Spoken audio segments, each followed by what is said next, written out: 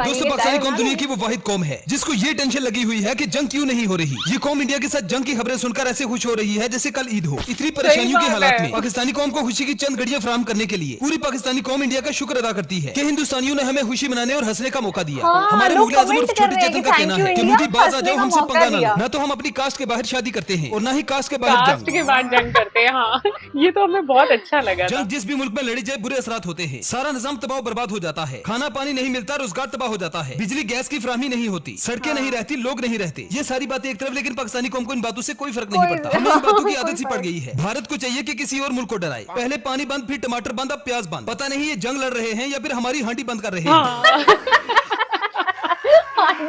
बात तो सही है। मेरे इतने करीब मैं तुम्हें बर्बाद कर दूंगी।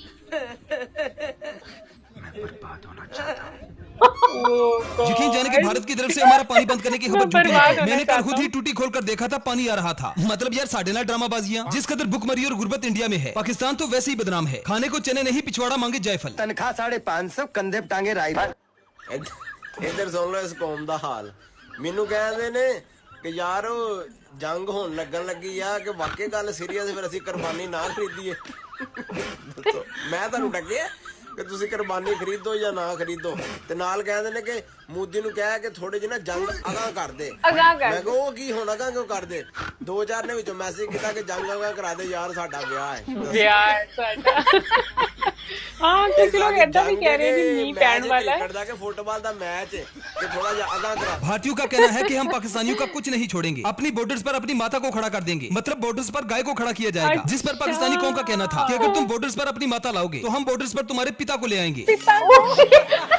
मतलब वो बैल को आजकल इंडिया के खिलाफ बयान देते हुए शहबाज शरीफ की जुबान लड़खड़ा रही है। नवाज शरीफ सख्ते में है कि अगर जंग हो गई तो भारत में मौजूद मेरी कंपनियों का क्या होगा? मैं तो लूट जाऊंगा, बर्बाद हो जाऊंगा। यकीन जाने कि मरियम नवाज, शहबाज शरीफ, नवाज शरीफ से मोदी के खिलाफ बयान तो क्या ट्वीट ही करवा दे। पूरी पाकिस्तानी कौम शरीफ खानदान को सैल्यूट करेगी। पहले तो जंग होने का कोई चांस नहीं, और अगर जंग हो गई तो चाहत फतेह अली खान अपनी खूबसूरत आवाज में जवानों का खून गरमाएगा। मजीद जवानों को अपने गानों से करवाएगा।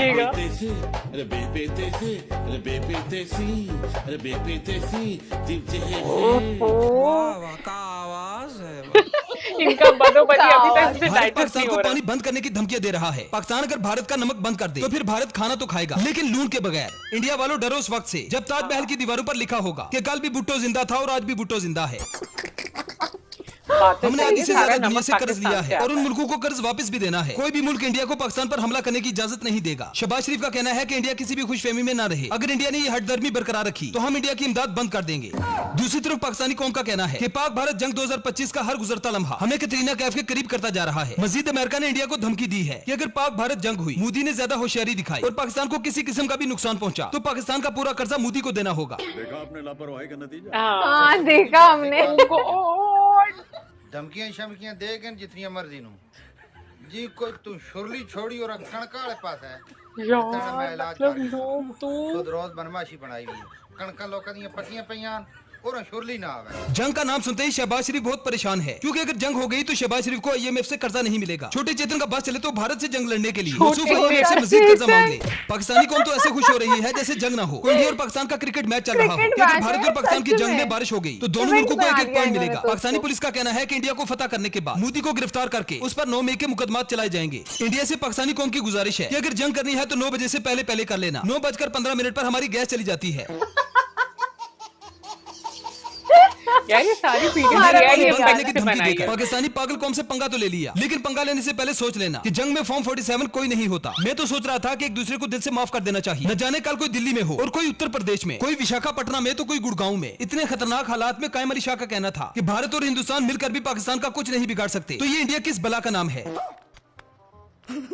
पूरी पाकिस्तानी कौम जंग की तैयारी कर रही है और जंग के चक्कर में नए सूट सिलवा रही है। आखिर जंग के बाद कैटरीना कैफ से मिलेंगे। मोदी को पाकिस्तान से जंग करने से पहले चंद बातों का ख्याल रखना चाहिए। एक तो ये कि जब पाकिस्तानी डॉक्टर्स इंडिया को फतह करने के बाद दिल्ली में बैठकर मरीज को ये कहेगा कि नहीं हो बचदा इन्हू लाहौर ले जाओ। दूसरा ये कि जंग के लिए मैंने अभी तक सूट नहीं सिलवाया, पता नहीं कैटरीना मेरे बारे में क्या सोचेगी। तीसरा ये कि हमारे शादीशुदा हजरात को जिंदगी से कोई लगाव नहीं रहा। चौथा ये कि इतनी गर्मी में कोई वलीमा नहीं रखता और इंडिया ने हमारे साथ जंग रख ली है।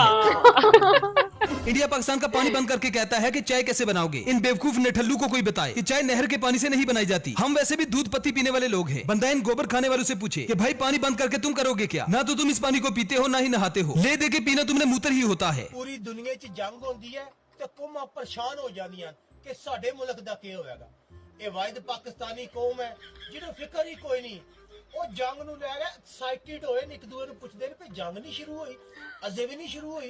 जब भी इंडिया से क्रिकेट मैच खेलने की बात होती है तो इंडिया कहता है कि हमारे खिलाड़ियों को पाकिस्तान में सिक्योरिटी इशू है, और पाक भारत जंग में भी भारत को सिक्योरिटी इशू है। पाकिस्तान और भारत की जंग दुबई में होगी क्योंकि इंडियन फौज पाकिस्तान आना नहीं चाहती। ये अच्छा था। और भारत से अब पाकिस्तान को टमाटर नहीं भेजा जाएगा।